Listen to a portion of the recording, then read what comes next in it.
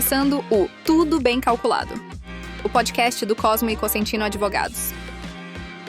Sejam muito bem-vindos ao novo episódio do podcast Tudo Bem Calculado, o podcast de Cosmo e Cosentino. Se você é advogado trabalhista, se você é advogado gestor de processos trabalhistas, se você é calculista, se você é um interessado por execução trabalhista, cálculos trabalhistas, você precisa escutar o nosso podcast. Hoje a gente tem novidade.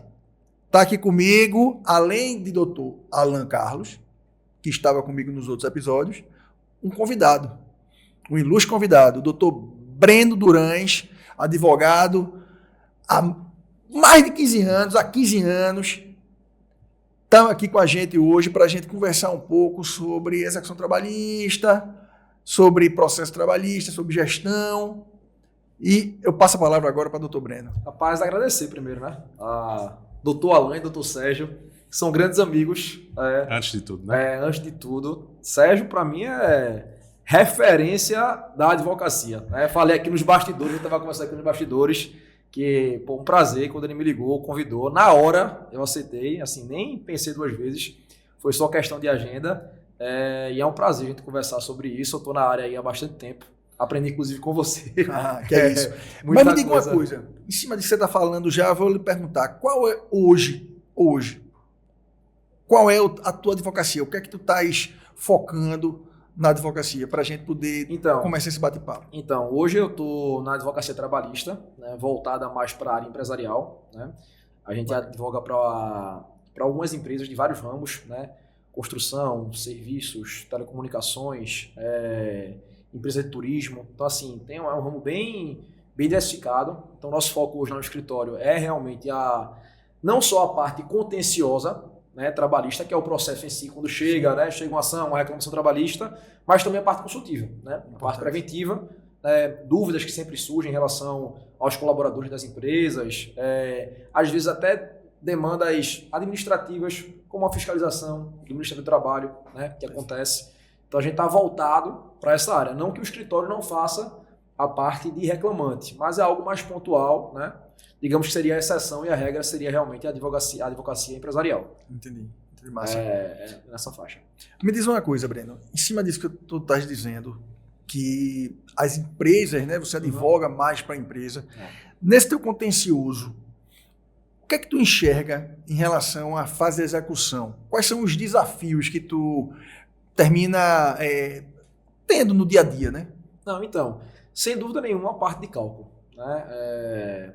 Quando chega na fase de execução, eu sempre digo para os clientes, olha, a gente não sabe quanto esse processo vai custar, porque quando o processo é ajuizado, se pede o título, né? O pedido é hora extra, aviso prévio, diferença salarial, né? Então, assim, você não está ali quantificado. O processo tem um valor da causa estimado, mas você não sabe quanto aquilo vai representar. Então, na fase de execução, que é quando se inicia a fase de liquidação, propriamente dita, que é a parte de cálculo, a gente tem alguns embates. Sobretudo porque o juiz não é um calculista. Né? Verdade. A gente sabe que o juiz não faz cálculo e às vezes não sabe realmente algumas... Não que ele não sabe a fazer, tem uma noção, mas os detalhes ali, as entrelinhas, realmente fica mais complicado. Mas foi muito interessante o que você falou em relação a essa questão. Que a gente fala muito isso, a gente conversa muito sobre isso no escritório, dessa falta de previsão, a questão da previsibilidade, né? A não previsibilidade que as empresas, seja de pequeno porte, de médio porte ou de grande porte, elas têm em relação aos seus processos trabalhistas. Que ela já só começa a dimensionar, né, o tamanho da perda, né, que ela pode ter naquele processo quando inicia essa fase de liquidação, de execução, que quando chega ali é para pagar tanto, como? Né? Desculpa, em 48 horas, né? Em 48 horas. Para pagar em 48 horas. Exatamente, para pagar em 48 horas. E aí a gente costuma muito debater sobre que é um equívoco para a gente, pelo menos, e aí não sei se você concorda, que termina sendo um equívoco por parte da gestão, de quem está fazendo a gestão por parte da empresa. Sim. Quando tem uma empresa de grande porte, muitas vezes tem um advogado contratado que é um gestor dos processos, ele não nem atua no contencioso, ele contrata os escritórios. Quando é uma empresa de médio porte, às vezes até o próprio dono, junto com o administrador, junto com alguém, um cara do RH. Uma empresa menor, uma empresa de pequeno porte é o dono mesmo, o dono com a secretária no máximo. Então, assim, o que a gente termina observando é que termina tendo um certo equívoco na forma como as empresas estão realizando esse provisionamento. Ou não fazem, ou não sabem, fica parecendo que não sabe como fazer esse provisionamento. Não sei se você concorda com essa... Na forma e no momento, né? Na forma e no momento, concordo 100%. Como a gente estava falando aqui, quando chega uma reclamação trabalhista, a preocupação sempre é em relação ao que está sendo pedido. Às vezes o valor da causa um pouco elevado pode assustar, mas não é aquilo que representa efetivamente, né, o valor de uma condenação. Isso. Então, às vezes eu acho que falta até conhecimento, né, em relação a isso. Talvez um pouco mais de orientação da pessoa responsável, do gestor, do próprio dono, do advogado interno, da pessoa do DP, do RH, de já fazer um provisionamento de risco daquele processo. Às vezes você pode até se assustar e quando vai provisionar o valor, efetivamente, é um processo muito menor do que você imaginaria. E um processo que você acha que é pequeno, quando você vai provisionar, fala, rapaz, isso aqui é um risco financeiro muito grande. Pois é, deixa eu até puxar dois ganchos em relação a isso que você falou.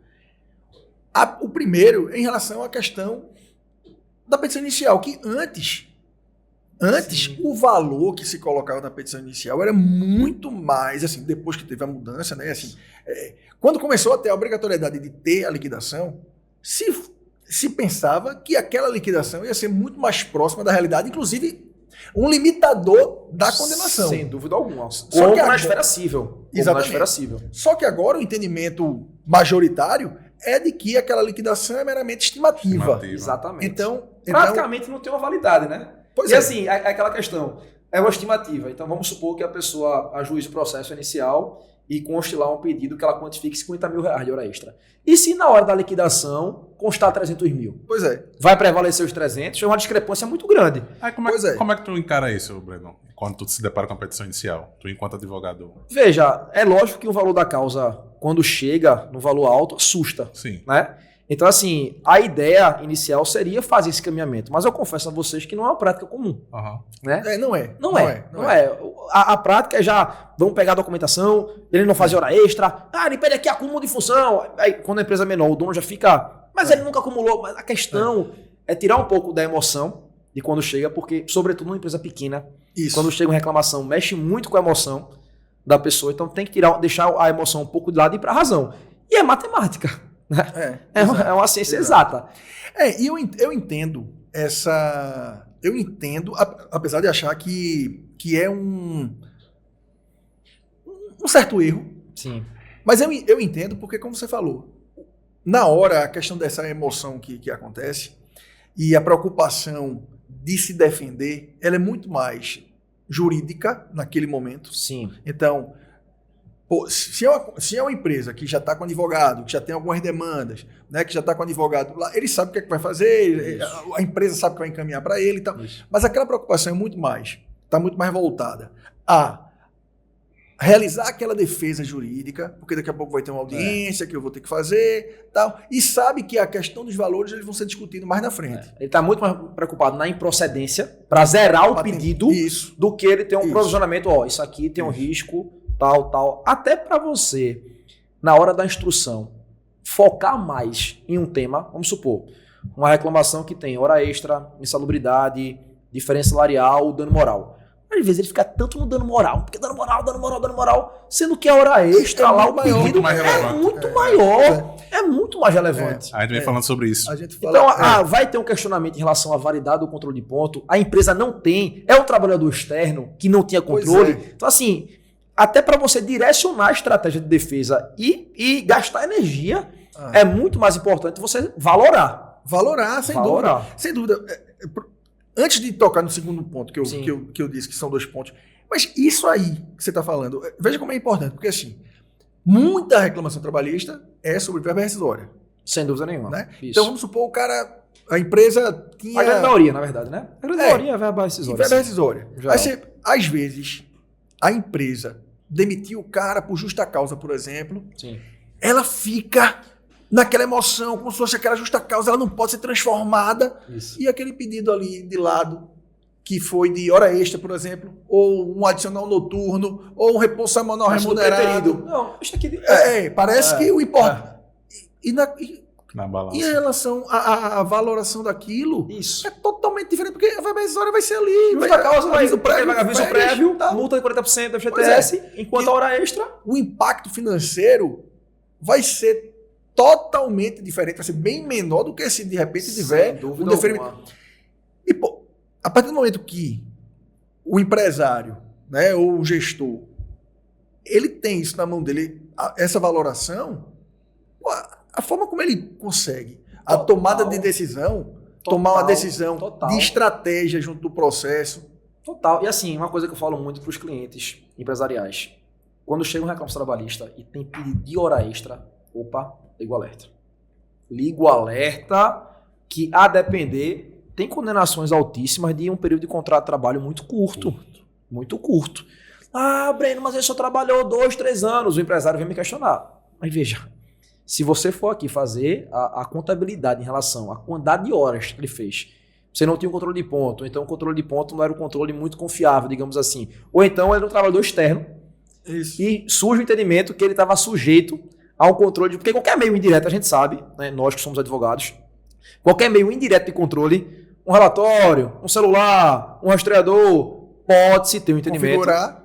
Então, a jornada que ele delimitar na inicial, provavelmente, vai ser a que vai ser fixada. E aí, a condenação é grande. Pois é. Então, é como você falou, Sérgio, muitas vezes a empresa fica focada num pedido específico e quando vem e desconstitui aquele trabalhador que estava vinculado, digamos assim, no artigo 62 da CLT, do trabalhador externo, e ele está sujeito realmente a controle de jornada, presume-se verdadeira a jornada inicial. Lógico, tem instrução, pode prestar testemunha para mostrar que a jornada não era aquela, era diferente, mas na prática a gente sabe que para a empresa vai ser Sim. pior, digamos assim. E no final, em relação ao valor, no final tudo é dinheiro. Tudo No é final, dinheiro. vai ser transformado em número. Exatamente. Então, assim, Perfeito, exatamente isso. Então não vai.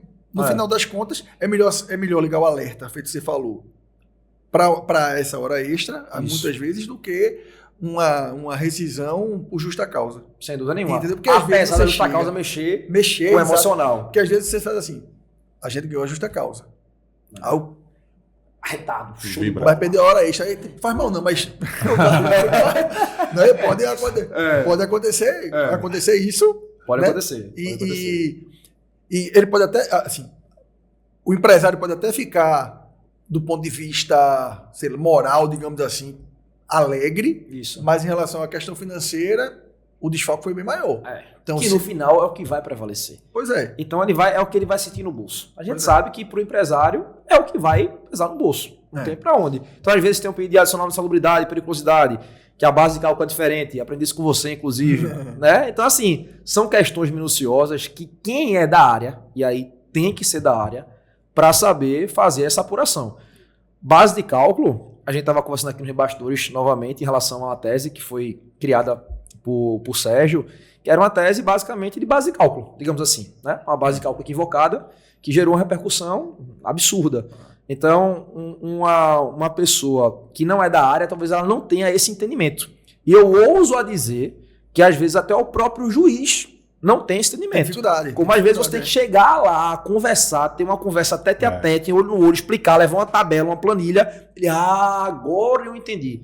Como a gente tá falando, é uma ciência exata? É. Mas tem que saber interpretar o que está sendo. Verbas de natureza indenizatória, remuneratória, vai repercutir, não vai. Então, assim, é um mundo. Cálculo trabalhista é um mundo. Para você é um saber, pegando o que você estava falando, dessa questão da base de cálculo, né? Que até para você saber se aquilo que está se falando é verdade, você tem que ir para a maquinazinha ali, para a máquina de Certeza. calcular e verificar para dizer, eita, É verdade. realmente aqui, isso aqui não está se referindo ao que está se falando aqui, é totalmente diferente. Então, Porque às vezes, só olhando o contra-cheque, pode parecer uma coisa.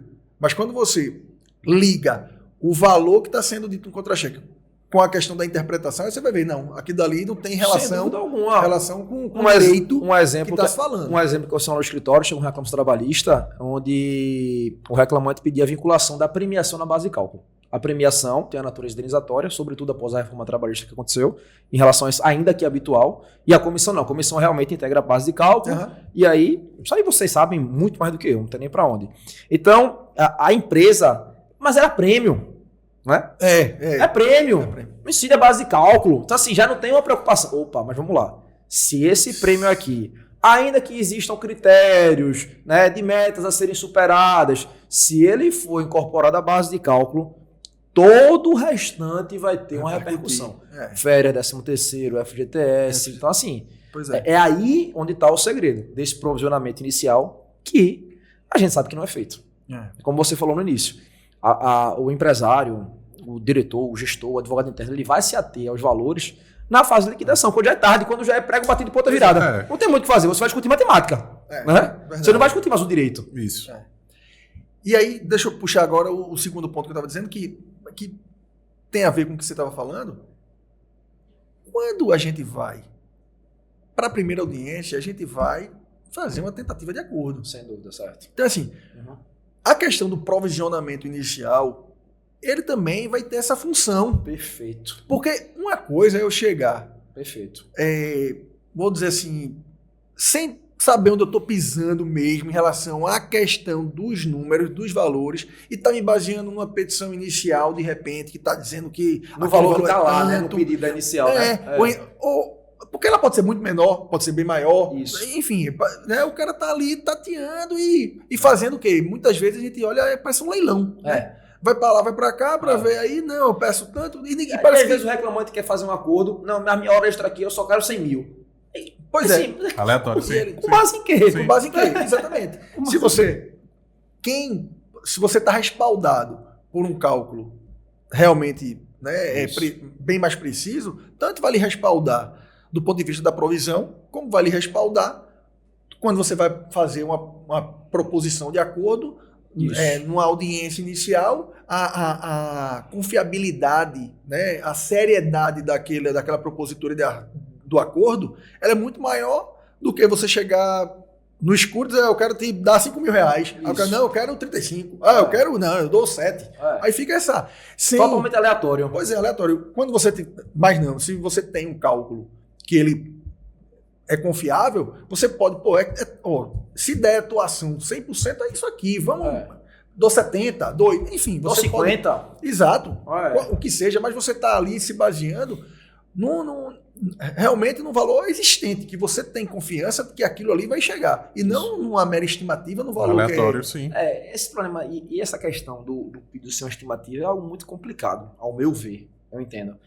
Porque o valor da causa ele serve como parâmetro até para uma atribuição de recolhimento de custas, algo nesse sentido, até para o próprio juiz valorar. A gente sabe que quando tem a sentença com o pedido procedente, ele bota lá, né, atribua a causa o valor de X reais e tal. Algo nesse sentido. Mas, assim, não passa uma credibilidade, né? Não dá uma importância em relação no meu entendimento, como advogado, de você quantificar corretamente. E eu falo isso em relação ao reclamante que entra com o processo. Ele sabe que tem a obrigatoriedade de atribuir um valor àquele pedido, então ele pode atribuir qualquer valor. Não é uma mera estimativa. Isso. Isso aqui eu acho que eu vou dar 100 mil. Poxa, pode ser que ele não faça assim no achômetro, mas ele faz uma conta de padaria, coloca, e se dá 1 milhão de hora extra? E aí? Né? Até porque não limita, né? Além de não refletir, não limita. Pois é. A gente sabe que no rito sumaríssimo isso aí tem, aí tudo bem. Sim. Mas quando vai para o rito ordinário, assim, aquele valor que foi colocado no inicial, ele não tem nenhuma relevância. Né? No final das contas. Né? E muitas vezes quer puxar para baixo para evitar alguns pagamentos que poderiam ser maiores. Exatamente. Se ele for condenado de sucumbência, por exemplo. Por exemplo, exatamente. Né? Ele coloca lá um processo que ia dar 500 mil, ele coloca 100 mil, porque ele sabe, opa, esse reclamante aqui ele ganhava acima do o limitador, né? Para não ser condenado não ter deferido a gratuidade, e se porventura ele tiver improcedência, ele vai ser condenado de sucumbência. Então, deixa eu colocar aqui 100 mil, porque no pior cenário ele vai pagar 10 mil. Pois de é. sucumbência, ao invés de pagar 50 mil. Que muitas vezes, muitos advogados de reclamante, inclusive, não alertam isso ao reclamante. Isso. Pois é. Desse risco. Sobretudo aqueles reclamantes que ganham um pouco a mais. Né? Então, até essa questão... A gente está falando aqui de empresa, mas eu acho que até o próprio advogado de reclamante que foca mais nesse setor tem que ter essa preocupação. Tem que ter essa preocupação. Em relação a isso. Verdade. Né? Porque depois pode ser bem maior os honorários. Bem maior em relação a isso. Sucumbência. Mas eu acho assim, Sérgio, uma coisa que eu aprendi com você. Né? Eu falei muito também, porque de fato eu aprendi, realmente.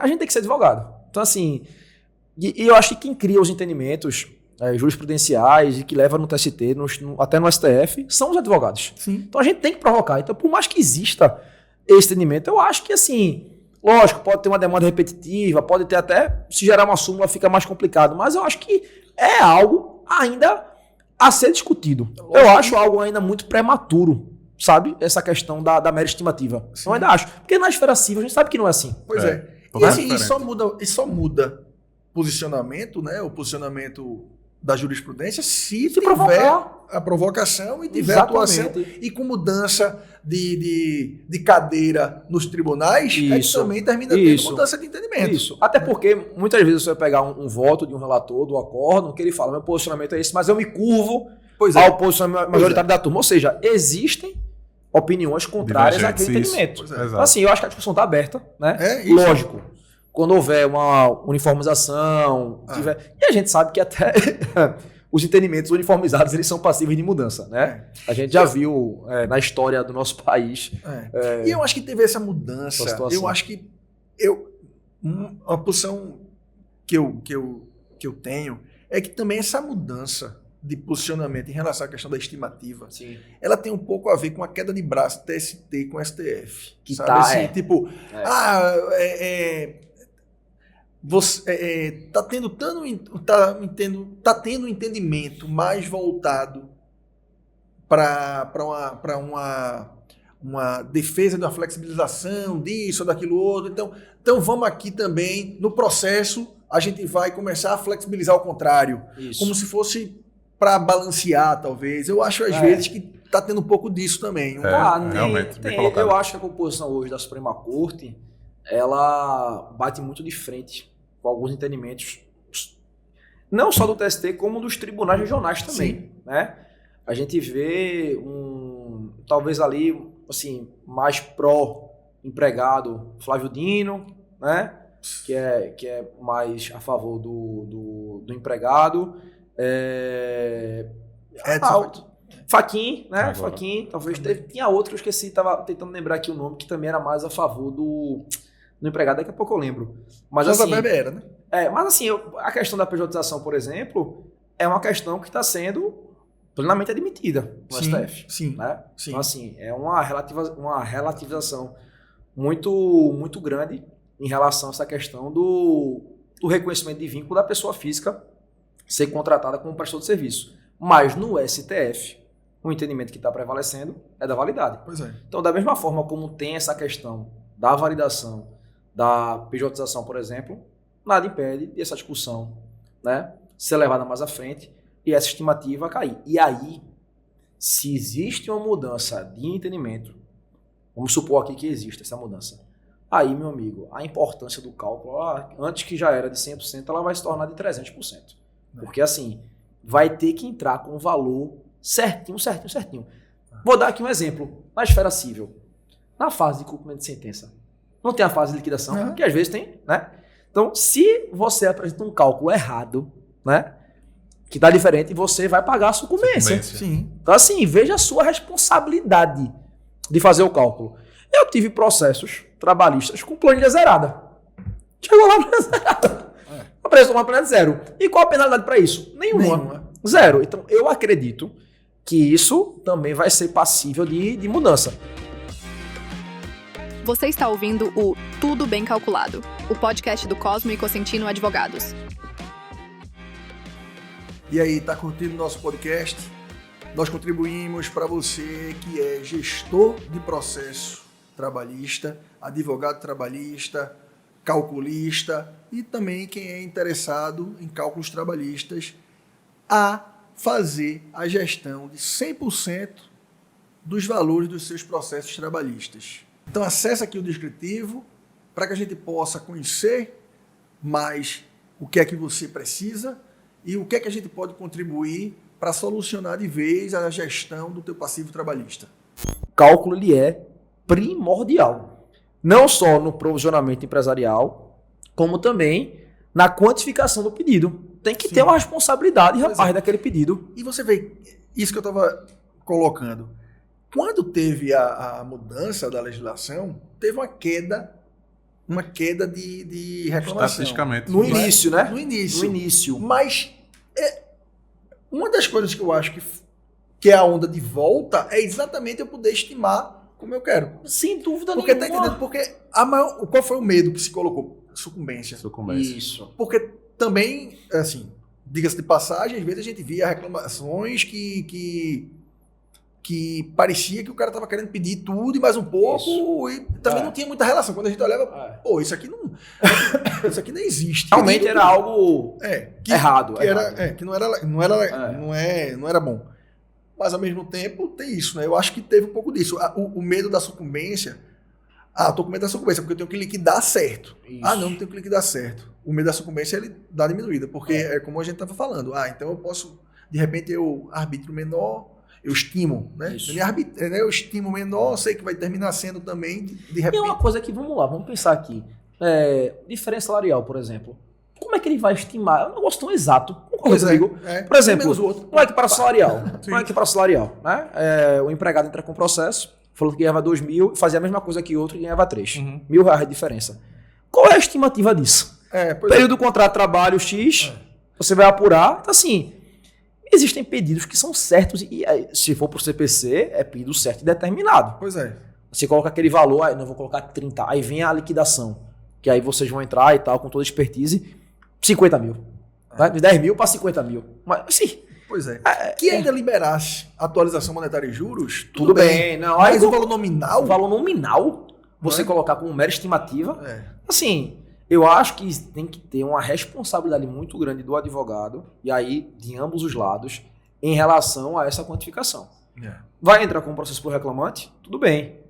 Entre, agora quantifique corretamente. E a gente, enquanto advogado empresarial, em todas as defesas, colocamos o tópico de limitação da condenação em relação ao valor requisicional. Todos. É como a gente está conversando aqui. E vamos continuar requerendo. Lógico. O entendimento está sendo uniformizado. Entendo perfeitamente em relação a isso. A gente sabe também que tem vários que não. E tem juízes. Tem juiz que entende que é para de limitar. primeira instância que mantém o entendimento pessoal dele e fale, por mais que exista entendimento divergente nos tribunais, mantém o entendimento de limitar a condenação. Então, se porventura tem uma sentença de mérito dessa na primeira instância e o reclamante não recorre, vai prevalecer a coisa julgada em relação ao que foi deferido na sentença. Limitou o valor da inicial. Que aí é um grande ganho para a empresa em relação a isso. Sim. Né? Porque vamos supor que ele coloque um valor menor na inicial e na liquidação, quando o processo é encerrado, apure-se um valor maior. E a sentença transitada julgada, que formou coisa julgada em relação a esse pedido da limitação, vai ser um benefício muito grande para a empresa. Né? Tem uma outra coisa que eu vou puxar aqui também que me incomoda em relação a essa questão da fase de execução, é o que eu chamo assim, às vezes existe uma certa delegação para os peritos, entendeu? Uma delegação que termina sendo até um pouco jurídica. Isso. Né? Porque o perito contábil, ele é perito contábil. Né? Então, assim, a rigor, quem tem que dar o arcabouço ali da parametrização também para o contador, que vai fazer o perito contábil, tem que ser o juiz. Magistrado. Teria que ser. Né? Por que eu estou falando isso? Porque eu estava pensando agora, como é que a gente faz o cálculo para a empresa? Né? A gente, antes de fazer o cálculo, a gente olha todas as decisões, parametriza estudo do processo. Para dizer, o teu cálculo é assim. Não é assim que é feito. Essa interpretação do que aconteceu na sentença de embargos, no acórdão, no acórdão do TST, no agravo do instrumento, no agravo do instrumento, no embargo do agravo né, essa quantidade toda de recursos que tem e de decisões que são dadas no processo, ela é transferida muitas vezes para o perito, que está ali trabalhando, tentando, tal, mas ele não tem total conhecimento jurídico Sem dúvida alguma. para poder fazer a interpretação de acordo com o que foi Sem dúvida decidido. alguma. Então, quem devia parametrizar, né? Várias sentenças, inclusive tem assim, parametrização, isso, assim, assado. Que Às que vezes é assim, muito bom. Mas só que o TRT pode... E eu nem falaria, Sérgio, desculpa interromper, mas já interrompendo, em relação a esses parâmetros, muitas vezes o que a gente vê? Um divisor, um divisor... 120, um adicional. 180, Óbvio, né? Às vezes nem o adicional, assim, aplica o adicional legal ou convencional. O convencional de existência. É uma parametrização, digamos assim, superficial. Que né? era muito melhor ser feita nesse momento até. No Não. momento da liquidação. Não no momento da Com sentença. certeza. Mas no momento... Até porque, se não parametrizar isso, vai ser uma discussão que vai ser travada na fase de cálculo. Pois é, falta como se fosse um despacho inicial em que o juiz não só remeta para o eu até perito vejo esse despacho, mas assim, genérico. genérico. Aquele despacho pronto, que já tem. Que eu sei que é normal, assim como a gente advogado tem, toco aqui, é normal. Os juízes têm os despachos prontos para demandas específicas. Vai para cálculo, perito, considere isso, a base tá. Mas assim, é algo geral, não é específico para aquele caso. Então, muitas vezes, como você falou, é uma delegação, no meu entendimento, ela é completa. É uma delegação total para o perito. O perito acaba se tornando um juiz na fase de Isso é liquidação. que é ruim. É. Isso é que é ruim. E você falou uma coisa que muitas vezes a gente argui exatamente isso, dizendo assim, então, assim, se não está olhando aqui o que está sendo calculado, quem está decidindo aqui é o perito. Então, para que deu assim, para que teve toda aquela fase de conhecimento? Para que existiu esse deferimento, essa compensação aqui, se ela não está sendo observada? Isso. O que a Anitta está dizendo aqui? Veja, você, excelência, entendeu justo que o adicional fosse 220. Como é que está sendo justo se está sendo colocado 180 e não está sendo corrigido? Ou então, você Porque, colocou assim, que tem que ser observada a evolução salarial. E Pois aí é. o perito vai e coloca um salário fixo do fim do contrato até o começo do contrato. Pois é. Por exemplo, o que acontece? Muito. Que a Acontece. gente sabe o que acontece. Né? Então, assim, e eu tô falando essa situação de cálculo, eu não faço cálculo, mas assim, são coisas que Crassa a gente aqui, aprendeu. Naturalmente Crasso, você erro percebe crasso. isso Não, no dia a dia também. Que a gente aprendeu, mas essa, digamos assim, essa ligação entre o advogado que tem, lógico, toda a expertise na parte trabalhista e tem um acréscimo do conhecimento na parte matemática, engenheiro, contador, você soma essas duas coisas, é o match perfeito em relação a isso. Que você tenha o conhecimento de causa, porque o cálculo também não é algo simples. A gente está falando como se fosse uma conta de padaria, não é simples. Existem ferramentas específicas para serem usadas, que é o PJ Calc, que eu, por exemplo, não mexo, né? Deixo isso realmente nas mãos do contador, tenho uma noção no cálculo, mas assim, eu acho que quando você agrega o conhecimento matemático, contábil, com o conhecimento jurídico, E com o conhecimento do sistema, do PJ exatamente, Calc, o operacional, operacional. o sistema operacional, aí você consegue ter uma Fecha ligação tudo, né? perfeita. Porque não é simplesmente, não, minha empresa tem um contador, Aham. vou mandar para o meu contador. Ele não, veja, nada contra os contadores, mas assim, é um trabalho específico, porque a pessoa vai ter a visão da contabilidade de rotina trabalhista, que Total. é diferente, ele não tem que Total. olhar para as decisões. Aí vai incorrer no mesmo erro que eu estou falando. Total. Vou dar outro exemplo. Vou dar outro exemplo. O da empresa. A questão da mudança de entendimento do índice de correção monetária. IPCA, Selic, juros de 1%. Quem é do meio, o contador sabe isso. O contador, lógico que o contador tem conhecimento disso, mas quem é do meio trabalhista já sabe quando houve a mudança, como é a forma de apuração. O dano moral já tem uma forma diferente de ser apurado em relação aos juros moratórios. Então, assim, tudo isso é de quem é da área, do segmento. Pois é. Então, isso tem que ser. E aí, às vezes, voltando ao assunto da delegação, muitas vezes a gente faz uma impugnação, né? Foi feita, às vezes não é nem o contador da vara que faz. O contador dá uma certidão falando que está com muito trabalho, e aí transfere-se isso para o perito contábil, Isso. né? O perito externo em relação a isso. E aí abre-se o prazo para a gente, as partes se manifestarem em relação aos cálculos. Então, muitas vezes o perito fala o esclarecimento, às vezes superficial, às vezes técnico, e o juiz acata. Pois é. O juiz acata. Assim, Não que o juiz não vá ver, mas eu acho que é muito mais uma situação. O perito falou aqui, a matemática tá feito, né? Até que a gente estava falando aqui, a possibilidade de você até discutir com o perito. Chegar pro perito, como você tem a possibilidade de chegar no juiz, no gabinete do juiz, É muito explicar. mais difícil. Eu, particularmente, assim, desconheço. É muito mais difícil. Desconheço. Outra coisa que aconteceu, e aí, é que, pelo menos no regional, na sexta região, o que acontecia é que os processos iam muito mais para os contadores da vara. Sim.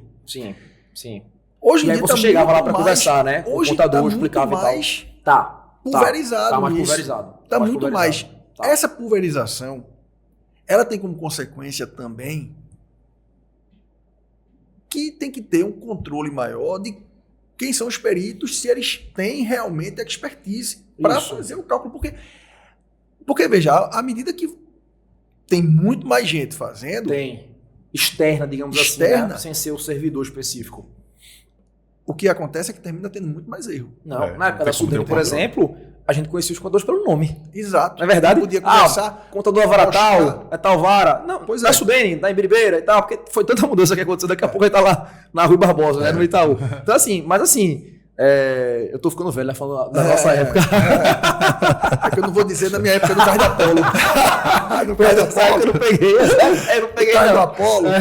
Pois é. Tem os vários separados assim, né, que tem uma vara tal coisa, tá outra. Lá em Casa Amarela, Isso lá aí em eu não- Boa aí eu Viagem, não peguei, não. lá em Encruzilhada. Aí eu não peguei não, pois é. Mas assim, a gente chamava os contadores pelo nome. Não, vou falar com fulano, lá o contador e tal. E aí você tinha, era um acesso muito mais fácil. Muito mais Você fácil. entrava na vara, ia na salinha porque tem só assessor, Sim, contador, contador, gabinete do juiz. Conversava com o contador. Não, é porque isso aqui. Aí ele, rapaz, entendi agora o teu entendimento. Porque às vezes ele, como é matemática, né? É uma exato. questão que, mas tem interpretação do que foi dito na sentença ou no acordo. Não, e o que tu tava falando também, o que tá escrito é diferente do que é falado. Né? Você lê uma coisa, você vai explicar, não, mas veja só, é porque aqui essa básica eu considero aqui, e esse adicional ele vem de cá. Aí você, E o contador rapaz, da mas vara? está escrito, mas às vezes a pessoa não entende.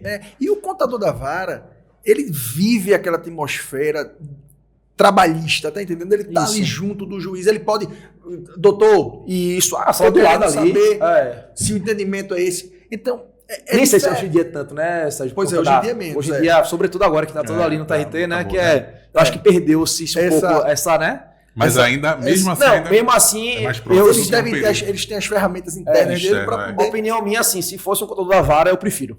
Eu acho melhor, porque eu acho o acesso mais fácil. Por mais que não seja hoje em dia tão fácil como antigamente. E essa pulverização, eu vejo às vezes em rede social vendendo o seguinte, que é muito fácil ser perito. Só basta saber calcular no PJ Calc. Se você não precisa saber para calcular aqui. e vai virar. PJ. Então, assim, se não tiver um freio por parte de quem está decidindo, né, e julgou ali os pedidos, falando o que é, a tendência é que essa fase de execução ela cada vez tenha mais erro, Sem dúvida nenhuma. porque é muito mais gente E os chegando, erros, O controle se fica mais dizendo difícil. expert. e os erros Entendeu? são recorrentes. São recorrentes. E do ponto de vista empresarial, veja a importância de ter isso no começo. Vamos supor o seguinte: chega-se na fase de liquidação do processo e apura-se um valor muito maior do que é devido. Eu, enquanto empresa, tenho que garantir o processo Sim. para poder discutir. Pois é. Então, veja só. Eu tenho um cálculo que eu, enquanto empresa, fiz que deu 50 mil. O cálculo da vara deu 300. Para eu discutir, eu vou ter que garantir os 300 mil. Né? E a gente sabe que tem os entendimentos. Se for matéria de ordem pública, tem um entendimento que não precisa de garantia. Tudo bem. Tem a questão do seguro-garantia, da apólice que eu posso apresentar. Mas tá lá. Então, veja a importância dessa fase. Eu vou ter que desembolsar. Se for uma empresa pequena. Uma empresa grande, tudo bem, ela está acostumada. Vai no bolo. Tá lá, ó. Vai no fluxo. Mas uma empresa pequena é uma situação complicada. Pode interferir até Porque na pra você operação da discutir, empresa. para você discutir uma coisa que já está transitada, tá errado. A sentença, ela falou que o título é esse. E o cálculo apurou, botou com 2 casos no escritório, assim, de erros assim, grotescos, e a gente tem a ferramenta da exceção de executividade, que é o rematerial, até o próprio embargo. Sim, você pode embargar falando que não precisa da garantia, mas o juiz pode muito bem falar, não, eu só vou apreciar aqui a sua matéria de embargos à execução se você garantir o juízo. Então veja a importância de você ter esse contato na fase de liquidação com o perito, explicar, excelência, então, fulano, tá errado, a base é essa. Até porque às vezes você tem uma base de 50 e 55, tudo bem, né? Você vai ali, dá pra você, tá numa base de erro que ainda tá errado, porque eu acho que a matemática tem que ser igual, tem que bater. E a gente sabe que na maioria das vezes, o cálculo de um é um valor e o outro, assim, eu não sei você, se você já viram um cálculo da match assim, igual. Né? Eu já vi, logicamente, concordar com o cálculo. Concordar, tudo bem. Concordar com o cálculo, dizendo, não, tudo esse bem. cálculo tá correto. Aí já vi, mas da match... Não é engraçado isso, porque era pra ser uma coisa igual, né? E não é. Verdade. Assim, é uma situação... Esse negócio de match, eu vou contar uma... Foi engraçado uma vez, eu fui contratado... Quer dizer, não fui contratado, né? O advogado do reclamante ligou para mim pedindo para fazer o cálculo. Certo. Aí eu disse, tá certo, manda o processo. Ele mandou o processo. Meu irmão, eu é que fiz o cálculo pela empresa. Não dá para contrata outro aí para ver se ele concorda com o meu cálculo, se ele discorda e tal, mas vai ficar... se eu discordar do meu próprio cálculo, vai ser complicado, né? E tem outra coisa interessante, que a questão também de quanto estás falando, muitas vezes eles pedem algum despacho ou então um ato ordinatório falando para a gente juntar o arquivo do PJ Calc, né? Porque eu acho, e não é nada demais nisso, acho até positivo, para facilitar o trabalho do contador da vara, do perito, de manusear. E eu sei que é um arquivo que é um arquivo diferente, né? Com a extensão não é ponto .pdf, ponto .zona, né? Que por sinal seria obrigatório e está sendo adiado. Pois é, quando você entra no PJE tem até um campo lá, né? Quando você bota lá, escolhe lá o campo planilha de cálculo, ele já abre outro campo para você anexar tanto o arquivo PDF quanto o arquivo. E eu não sei se vocês observaram já, mas tem uma abinha no PJE. Cálculo, né? A obrigação de pagar, algo nesse sentido lá, que você clica lá. Claro que tá lá os cálculos anteriores. Para você ver a relevância disso. No próprio sistema já tem. Não, só o fato de já ter um sistema específico para isso já demonstra a relevância do cálculo, né? Não, sem dúvida alguma. Mas o que eu vejo de gente apresentando planilha de Excel, ou então, bota assim, 1, 2, 3, 4, 5. Geralmente é assim, né? Aviso prévio, algo aleatório. É algo realmente aleatório, porque se a gente for ver as resoluções, os normativos, as portarias, a regulamentação interna, né, seria de outra modalidade. E isso aí, para quem está se defendendo, a empresa que se defende, a importância de estar colocando o cálculo no PJ Calc, ela é muito, muito grande. Porque você já facilita para o contador, facilita para ele. Ele vê o cálculo, opa, esse cálculozinho aqui, ó, que eu acho que ele vê. Não, tá dentro do parâmetro e tal. Ele já vai usar aquele cálculo da empresa como uma referência. Isso. Pois é, e outra coisa... Para facilitar a vida dele também. E aí, por isso que eu brinquei naquela hora que tem que saber usar o sistema, porque quando você utiliza o PJ Calc, você pode informar que o erro, às vezes, não tá porque o cara usou uma base assim, uma base assada, é porque o cara não deu um clique em tal canto que ele esqueceu ali, ó. Pois é. Só foi... Teu cálculo estava quase certo, mas se tu clicasse em tal ponto aqui, aí ele ia estar perfeito, porque aí, assim, esqueceu desse clique, não compensou. Por uma dedução, esqueceu de puxar. De depósito recursal, por exemplo. Pois é. Uma coisa simples assim, não deduziu. Pegando esse gancho, Breno, a curiosidade surgiu agora, esse gancho que o Sérgio falou. O que é que tu, enquanto advogado, tu percebe mais de erro de calculista? É erro de execução, é erro de interpretação, no teu dia a dia? Rapaz, eu vejo erro de interpretação. Eu vejo muito erro de interpretação. Tem erros materiais, assim, absurdos. Por exemplo, a sentença limitou. Vou dar um exemplo. Uma empresa que a gente está advogando no escritório, que eram 2 reclamadas. Né? Ele trabalhou para 2 reclamadas e tal. A gente foi condenado de forma subsidiária e ele limitou o período da condenação. De tanto a tanto. E o calculista fez o cálculo durante todo o contrato de trabalho. É um erro material. A sentença está falando. E a gente já impugnou, embargou, fez tudo e está lá. Mantido em relação a isso. E foi um erro do calculista, entendeu? E foi um calculista da vara. Então, assim, existem os erros materiais, mas eu vejo muito erro de interpretação, sobretudo em relação à base de cálculo. Eu vejo muitas vezes uma consideração equivocada da base de cálculo. Quando eu vejo lá a evolução e tal. Sendo que, assim, como é uma ferramenta própria para o pessoal expert na área do PJ Calc, existe, lógico, uma conversa advogado-contador. Assim, ó, eu vi isso aqui e tal, ótimo e tal, vou aqui. Que é muito importante. Muito importante. Agora, quando a pessoa já é contador, engenheiro ou contador, é advogado, engenheiro ou contador, aí já tá, né, já faz análise em conjunto. Quando não é, que é normal, às vezes acontece um contador que é só contador, ou então é uma pessoa especializada em fazer cálculo trabalhista, que a gente sabe que tem, aí rola essa troca, né? Rola uma troca entre advogado e contador, para ajudar o contador a saber interpretar. Pois é. Né? Em relação a isso. Então, assim, eu acho que tem muito essa questão da interpretação, não só na primeira instância.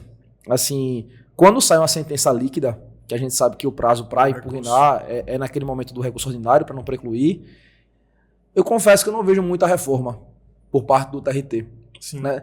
Não sei se por uma falta de discussão matemática mais apurada, entendeu? Ou se por uma questão da delegação ao contador ou ao perito, de prevalecer o que foi dito pelo perito ou pelo contador, em detrimento ao que foi dito na sentença, né, do direito material em si.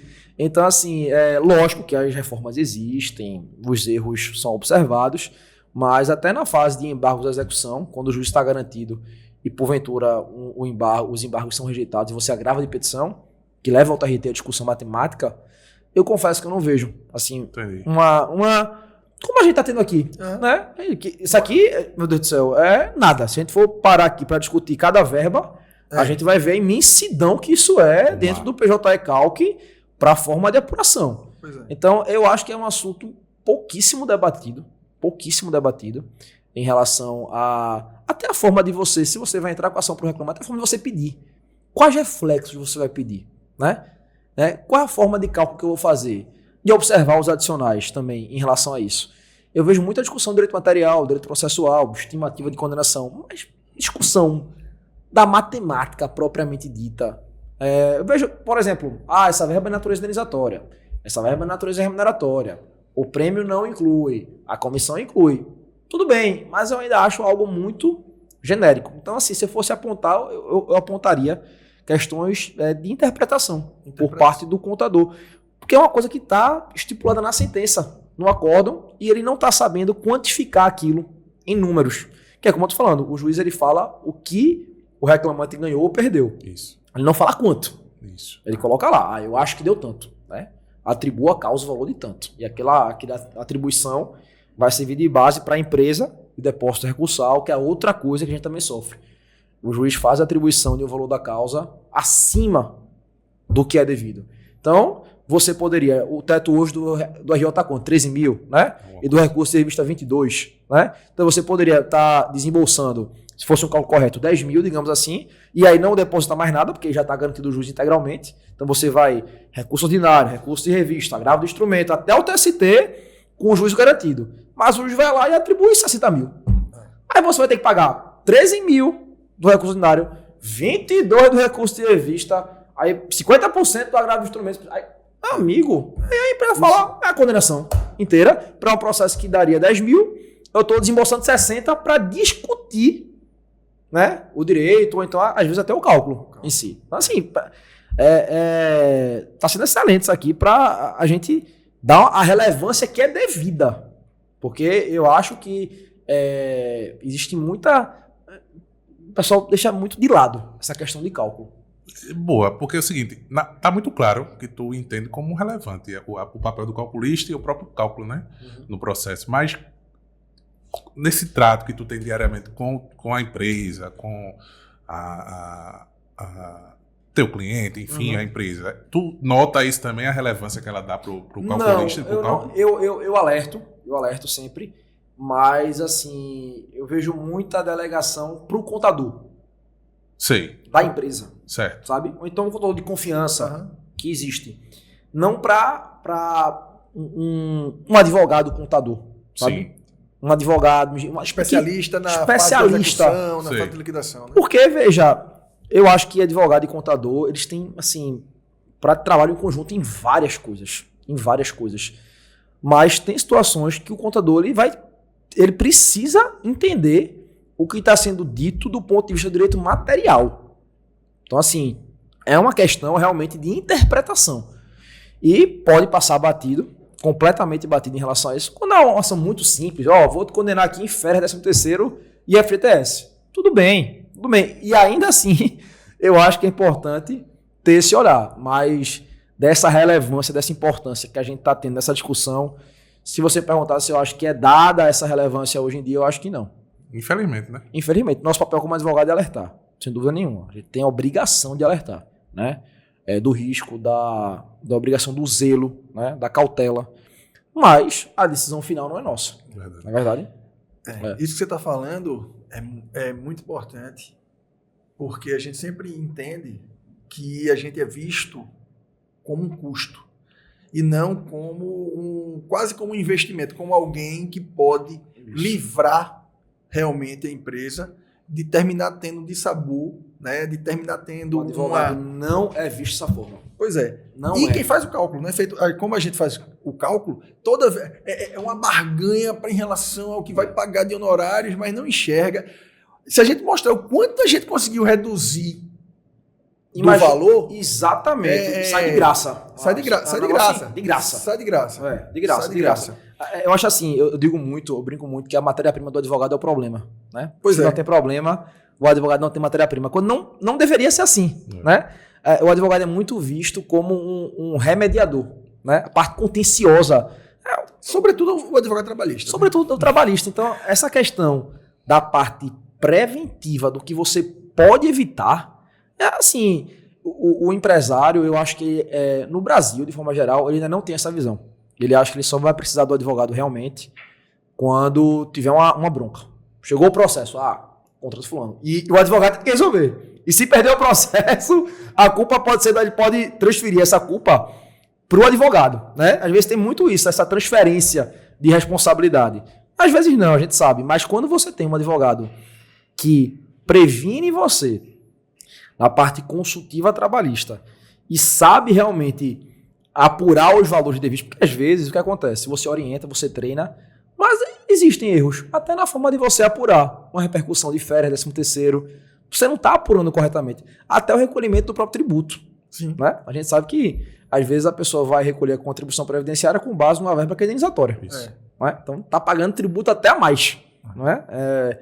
Então essa relevância que eu acho que o advogado deveria ter muito maior, a capacidade que a gente tem de evitar processo é absurda. Mas a gente é visto muito mais como um cara que vai resolver o problema. Chegou, bota lá na mão do advogado e ele resolve. Mas às vezes é a pessoa que tá lá. E o custo, né? Porque o custo que você não pode... O advogado trabalhista empresarial, ele apenas consegue diminuir ou evitar uma perda de valor. Mas ele não... É um trabalho árduo. Você sabe muito bem disso. Né? Então, isso. assim, às vezes você diminui um custo absurdo de um processo, mas ficou uma coisinha. Ainda vou pagar isso. Ainda vou pagar isso. Vou pagar isso. Veja, empreender no Brasil também não é fácil. Empreender no Brasil não é fácil, porque assim, os custos trabalhistas são absurdos, a gente sabe. Tem os normativos do próprio Ministério do Trabalho que podem gerar auto de infração, aplicação de multa, e você vai ter uma discussão disso. E se você não tiver um êxito na esfera administrativa, você vai ter que entrar com ação ambulatória de auto de infração para aquele débito não ser escrito no CADIM e você sofrer uma execução fiscal. Então, veja a relevância da prevenção, né? Porque uma mera fiscalização, que você, o Ministério do Trabalho veio aqui, pedindo documentação, que é o trabalho do Ministério do Trabalho, é fiscalizar, realmente. Mas você pode ser sancionado, penalizado em relação a uma multa que vai se tornar um débito fiscal. Fora isso que a empresa tem que perceber, imagina ter que fazer um TAC, né? Pois é. Né? Ou tiver uma ação civil pública. Isso. Né? Isso. Que aí vai terminar tendo uma multa muito maior. Muito maior, um dano moral coletivo, algo do tipo. Então, assim, a gente tá falando aqui... evitáveis, né? Evitáveis. A gente tá falando aqui numa prevenção de forma geral, né? Lógico que a gente falou em relação a cálculo, mas a prevenção também dessa questão dos normativos administrativos. A gente fica, às vezes, muito na CLT, e às vezes a gente sabe até que o próprio juiz não tem competência para ir além daquilo. Passou daqui, oficia o Ministério do Trabalho para apurar eventuais faltas, algo do tipo. Né? Então, assim... A gente teve hoje uma aula, tá vendo? Já Doutor passou. Ligeiro Doutor demais. Breno, Ligeiro demais. agradecer a presença. Eu que agradeço, rapaz. Foi Breno, muito rápido. Foi muito rápido. Mas Foi- no instante foi- passou. O que é bom, tá vendo? Isso E passa venha rápido. mais, né? Já cita E esse a gente já convidado. tem outros assuntos para conversar nos próximos Tamo na área, podcasts. tamo na área. E eu queria dizer o seguinte, doutor Breno, ele não é só um grande advogado trabalhista, mas ele é um excelente tenista. Nadal, Rafael Nadal. Rafael Nadal. Me preparando para os próximos campeonatos. Pois tá, com essa aula do doutor Aula de vocês. Breno Durães, Nossa, prazer. a gente encerra. Valeu. Agradeço aí, brigadão por ter me chamado. E com a gente é tudo bem calculado. E você acaba de ouvir o Tudo Bem Calculado, o podcast do Cosmo e Cosentino Advogados.